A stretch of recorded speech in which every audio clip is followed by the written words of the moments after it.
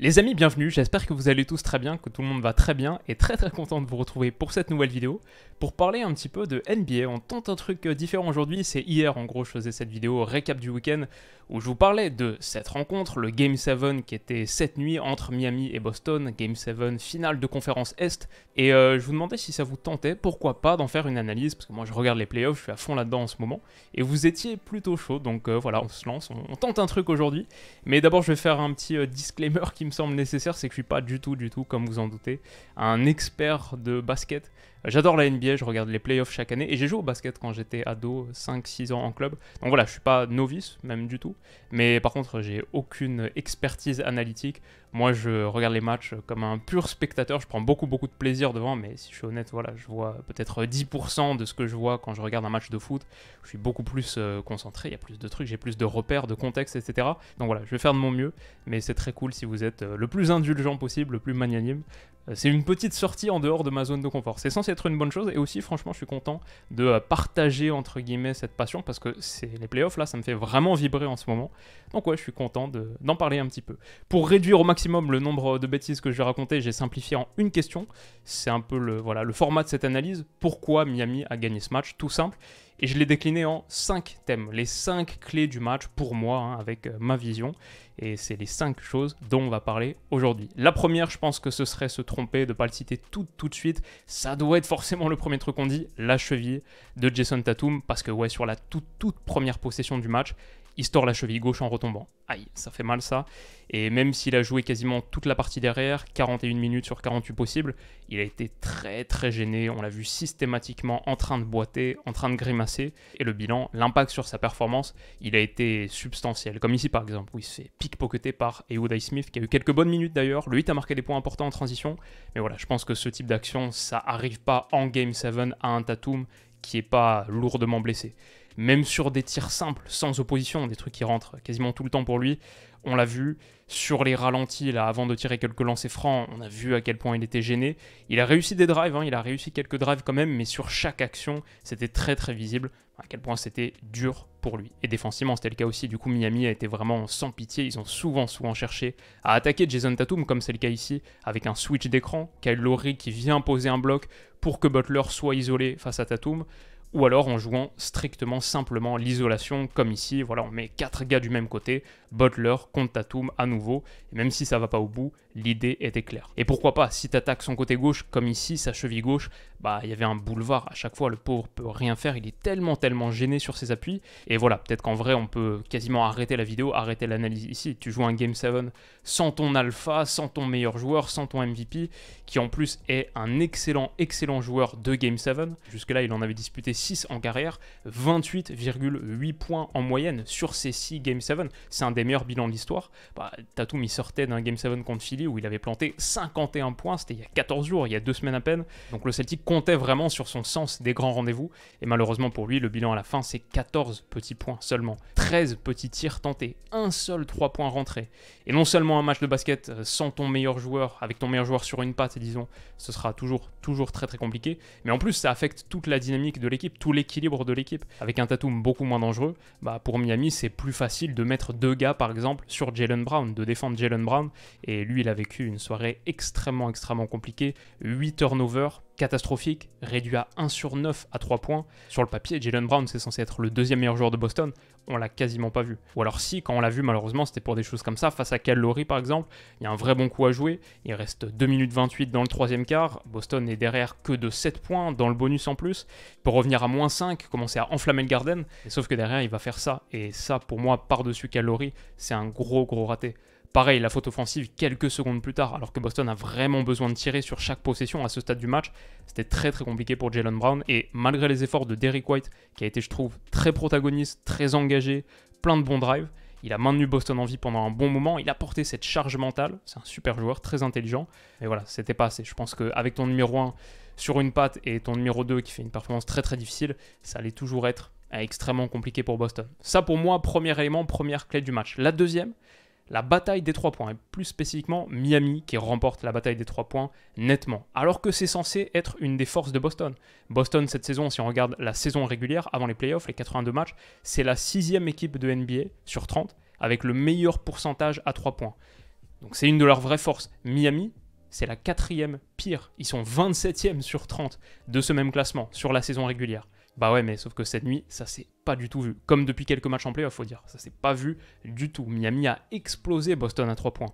Miami a tiré à 50% de réussite de derrière la ligne, sans en abuser d'ailleurs. Mais à la fin, ça donne un très très bon ratio, 14 sur 28. Alors que Boston a mitraillé à l'aveugle 21% de réussite. 50% pour Miami, 21% de réussite pour Boston à 3 points. 9 tirs rentrés sur 42 tentés. Alors c'est en bonne partie, de mon point de vue, grâce à la bonne défense du périmètre de Miami, on va en reparler. Mais même quand Boston a eu de relatives bonnes positions, ça a été difficile. Ils ont raté beaucoup de tirs. Et quand t'as pas les 3 points et que t'as pas non plus la force de percussion, de drive, de pénétration de Tatum, dont normalement les drives au panier font vraiment partie de l'arsenal offensif de Boston, sur les précédents matchs on a vu à quel point il était dangereux dans ce rôle, quand t'as pas ça non plus, parce qu'avec sa cheville gauche il peut pas le faire, qu'est-ce qui te reste véritablement? Alors oui c'est vrai, la présence à l'intérieur de Rob Williams qui a été assez bon je trouve sur les minutes qu'il a eu, les mouvements de White aussi comme on en a parlé, mais c'était trop peu. Et c'est surtout trop peu quand en face t'avais ces deux gars-là, Caleb Martin et Jimmy Butler. On les voit les deux ici, là, sur un panier qui est réussi en transition offensive. Je vais le dire tout de suite, Butler, il a été élu MVP de la série à la fin du match. C'est pas forcément scandaleux, mais perso, en ayant vu tous les matchs de cette série, perso, je l'aurais plutôt donné à Caleb Martin, qui pour moi était le joueur du Heat le plus régulier et qui a été tellement clutch dans les moments compliqués. Ce soir, c'en était peut-être l'illustration la plus saillante. Il finit à 11 sur 16 au tir. Quasiment 70% de réussite, il est à 4 sur 6 à 3 points. Et je dois dire, si je dois identifier le moment du match, pour moi le moment qui a le plus pesé dans le dénouement de cette rencontre, du coup tellement vital dans cette série, je dirais que c'est celui-ci, et Caleb Martin en est le héros.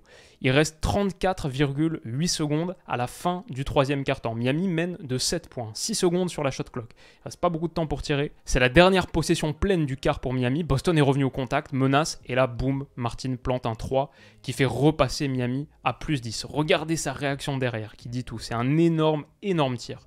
Alors, dans la foulée, Derek White va prendre une faute, va mettre ses deux lancers, donc ça repasse à moins 8 Boston, il reste 9 secondes avant le buzzer. Si on arrive à moins 8 dans le dernier quart-temps, tout est encore à jouer. Et là, Max Strus veut faire la remise en jeu sur Butler. Il veut faire la remise en jeu normale sur l'alpha de l'équipe, le MVP, la star. Remettre en jeu sur Butler pour la dernière possession. Kyle Lowry, d'ailleurs, lui dit de jouer sur Butler. Tout Boston est sur Butler. Mais regardez Caleb Martin, regardez-le dire, donne-la-moi à moi. Franchement, les gars, je vous jure, ça me file des frissons de voir ça. Le gars, il est même pas top 5 des salaires du Heat. Il prend 1/6 de ce que prend Butler. Et là, on le voit en train de hurler « Moi, je veux la dernière possession ». Et voilà la suite.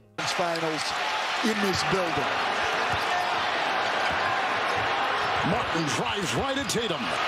To the fire, away, and down it goes! 23 for Caleb Martin!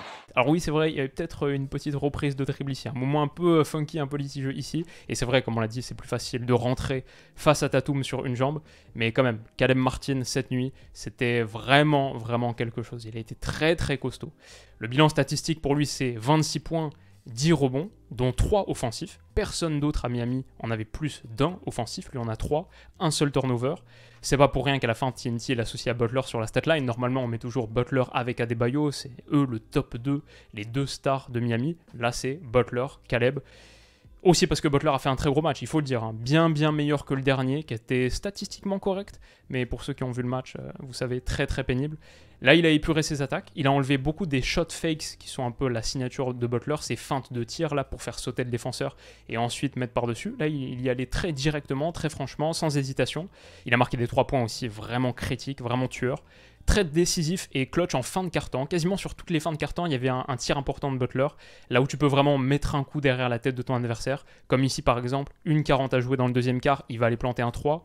Puis sur la possession suivante, réussir un steal et pousser Brown à la faute. C'est une très grosse séquence de Butler. Puis la possession suivante, il réussit un drive sans faire de shot fake. C'est un super joueur, je trouve moins brillant que d'autres, moins reluisant que d'autres, mais très complet. Un peu old school, pas forcément le meilleur shooter, mais souvent des shoots extrêmement importants. Super QI basket. Ouais, j'adore sa mentalité, je le trouve très smart aussi quand il s'exprime, et je pense qu'il inspire énormément son collectif. Il partage beaucoup le ballon, on le voit souvent donner des responsabilités à ses coéquipiers, et c'est un peu l'histoire de ce Miami cette saison en playoff. Là, les undrafted, finalement la charge est bien répartie dans l'ensemble à Miami. Ses coéquipiers en ont pas mal parlé en conférence de presse d'ailleurs, en interview, j'ai écouté des trucs de Miami qui disent à quel point voilà, ils sentent que Butler c'est un leader qui les inspire à donner le meilleur d'eux-mêmes. C'est un petit peu différent de ce qu'on a vu à Philadelphie par exemple sur la fin des playoffs. Je pense que c'est mon joueur préféré. Et en tout cas, son match, celui de Caleb Martin, c'est forcément une clé de la réussite du Heat. Comme les sans doute aussi, en tout cas pour moi, Erik Spoelstra, le coach du Heat, franchement, je trouve que son interview après le Game 6, elle m'avait déjà vachement parlé en conférence de presse d'après-match, et il dit ça. Look, this is the way this season's been. This is one hell of a series. At this time right now, I don't know how we're going to get this done, but we're going to go up there and get it done. Je sais pas aujourd'hui, là, je peux pas vous dire comment on va le faire, je sais pas, mais on va le faire. Je sais qu'on va le faire. Et je trouvais que ce mix-là, c'était un beau cocktail. Moi, ça m'aurait bien inspiré en tant que joueur, parce que c'est un discours qui part d'une base d'honnêteté. Je sais pas encore comment on va le faire. C'est pas tout de suite, on fait de la fausse confiance, de la fausse bravado, entre guillemets. Et peut-être ça, pour moi, ça m'inspire véritablement confiance. Quelqu'un qui me dit avec honnêteté, sincérité, je sais pas encore comment on va le faire, mais on va le faire. T'as pas les réponses aujourd'hui, mais tu sais que tu vas les trouver, tu sais que tu vas le faire. Et c'est un peu l'histoire de ce hit. Je pense qu'il diffuse vachement cette confiance à son collectif. Niveau leader, mentalité, en tout cas du peu que moi je peux voir en conférence de presse. Puis il y a pas mal d'inside aussi en NBA, on le voit un petit peu dans le vestiaire, sur le banc, etc. Ouais, c'est, je trouve, un vrai leader, un coach vraiment inspirant. Voilà, cette force de conviction, ça me semble être l'atout numéro 1 de Miami. Ça fonctionne bien avec Spoelstra. Puis après, tactiquement, sans que ce soit mon expertise, j'ai la sensation que le périmètre a été très bien défendu. Ça a été difficile pour Boston de déclencher de bons tirs à 3 points, parce qu'il y avait une très très bonne protection de l'arc de cercle. Utilisation très fréquente de la défense en zone aussi, qui a super bien marché. Même des moments de full court pressure, de pression tout terrain, qui ont un petit peu étouffé. Grosse agressivité en général, vraiment beaucoup de dynamisme défensivement. Voilà, je suis allé voir les stats. Miami, en saison régulière, c'était la pire attaque de NBA. En nombre de points marqués, plus faible bilan, 30e sur 30. Mais par contre, c'était la deuxième défense sur 30. Deuxième équipe à avoir encaissé le moins de points. Et je crois que ça s'est vu avec une équipe très très agressive, très disciplinée. Pas trop de fautes non plus, pas trop de fautes.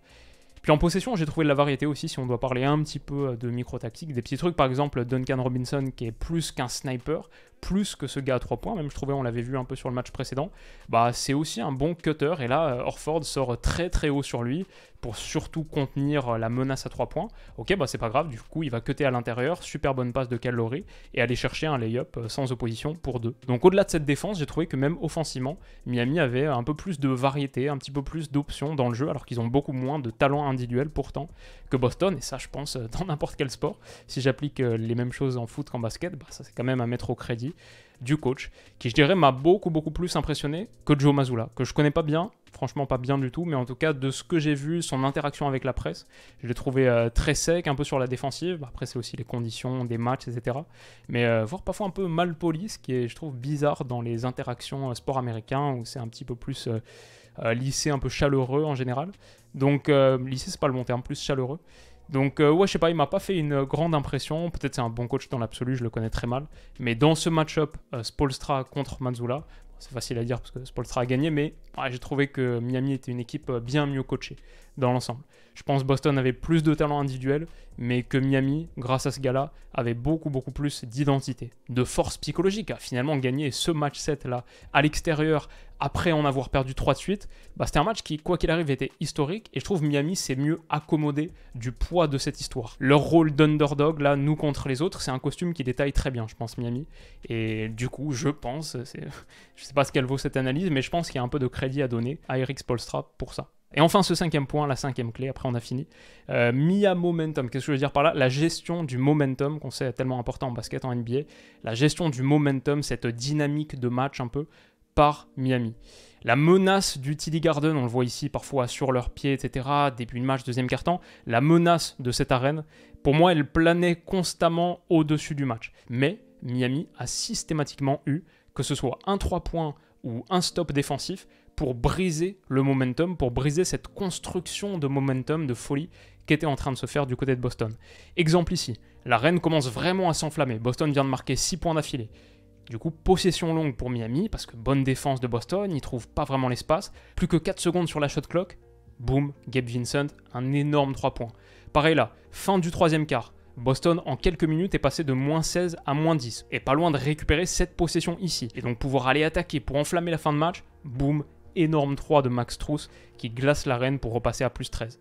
Pareil quelques minutes plus tard, toute fin de troisième quart-temps, Boston est à moins 7. Moi je me dis là, s'ils reviennent à moins 3, moins 4, même en vrai si ça reste dans ces eaux-là, même si ça reste à moins 7, à l'approche du dernier quart-temps, en vrai ça peut faire comme Miami à la maison au match précédent. Ils étaient restés au contact tout le match et ils avaient failli tout renverser à la fin. Je me dis là, Boston va faire pareil.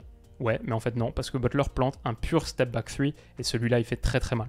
En vrai, je pense que le match se joue vraiment sur cette fin de troisième quart, début de quatrième quart. Cette petite période-là où ça aurait pu encore basculer de l'autre côté parce que Boston était en train de builder un peu de momentum, mais les moments clés, ils ont été pour Miami. Début de quatrième quart-temps, là, après une belle action collective, Tatum rate un open layup et sur la transition, Caleb Martin plante une banderie à 3 points. Boston aurait pu avoir là 12 minutes à jouer à moins 8.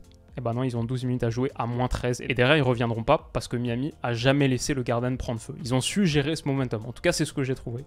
C'était ma petite sensation comme ça. Et voilà en gros pour ce match historique qui aura du coup un peu éclipsé la fin du Game 6. C'était une magnifique fin, un peu faux folle, mais qui ne sert à pas grand-chose à la fin. Parce que Miami a été propulsé en finale où ils rencontreront Denver, les Denver Nuggets qui font la première finale de l'histoire de la franchise. Ils sont les favoris, c'est la première équipe de l'Ouest, quand on regarde le classement de la saison régulière, c'est les premiers de l'Ouest, donc contre les 8e de l'Est, contre l'équipe que personne n'attendait là, et ce que je l'ai dit, deuxième fois seulement dans l'histoire qu'une équipe qui était classée 8e de la saison régulière arrive en finale NBA. Une 8 seed en finale, c'est seulement la deuxième fois, après il me semble les Knicks en 99. Donc ouais, c'est déjà un moment d'histoire et je trouve que c'est une superbe finale, Butler contre Jokic, mais voilà, une équipe, sa mentalité underdog avec ses joueurs undrafted là, ça va être fou. Est-ce que du coup vous voulez une petite preview de la finale, un petit prono pour la finale, avant le Game 1 qui est dans la nuit de jeudi à vendredi. Jeudi, je crois c'est quoi, 2h30 ou 4h30 ? Dans la nuit de jeudi à vendredi en tout cas, premier match de cette finale. Bon, comme vous l'avez vu, je suis encore très très tendre, on va dire, sur mes capacités analytiques. Et aussi, j'ai pas beaucoup de contexte historique, genre la perspective un peu que je peux avoir en foot qui permet de mettre les choses à leur juste place, de pondérer les choses à leur juste mesure, leur juste valeur. Mais je veux dire, le jeu me fascine, je le trouve passionnant. La structure compétitive me fascine. Je trouve que c'est un écosystème qui est extrêmement bien ficelé. La NBA, que ce soit salary cap, draft, des choses qui nous manquent en foot, qui permettraient d'avoir voilà, une compétition, je trouve, plus intéressante, plus de rebondissements et plus d'incertitudes année après année. Voilà, c'est une compétition qui est vraiment bien ficelée. Et je veux dire, la politique média de la NBA est pas mal aussi, pouvoir utiliser des clips là sans risquer de strike, copyright, machin. Ça, c'est assez cool également. Donc voilà, j'espère que ça vous aura plu. À la fin, moi, je fais ça aussi juste pour prendre du plaisir parce que même si cette chaîne sera toujours évidemment une chaîne de foot avant tout, largement, je sais pas combien d'autres vidéos NBA on fera, bah j'ai bien aimé le défi d'apprendre quelque chose de nouveau. Je pense, quoi qu'il arrive, je vais le continuer de mon côté. C'est un univers que je trouve vraiment intéressant et bosser dur pour progresser, pour être un petit peu plus familier avec cet écosystème sportif. C'est ouais, quelque chose qui me motive pas mal. C'est aussi sur une période qui est un petit peu moins chargée dans le monde du foot, avant la finale de Ligue des Champions qui arrive très vite. Et bien sûr, on va reconnecter avec tout ça. En tout cas, si ça vous a plu, si vous avez pris un petit peu de plaisir devant cette petite vidéo, bah, n'hésitez pas à me le dire. Je remercie les fans de NBA, les vrais, les durs, pour votre indulgence sur ce premier essai. Merci aussi à tous ceux qui s'intéressent pas particulièrement au basket, à la NBA. Votre présence, du coup, me touche beaucoup. Merci les gars pour votre soutien. Et voilà, non, rien d'autre à dire. Si vous voulez que je couvre les finales avec ce premier game, dites-le moi. En attendant, rendez-vous très vite pour la suite, pour parler de foot. On a un gros programme qui arrive cette semaine. Prenez soin de vous les amis, et à bientôt. Bisous.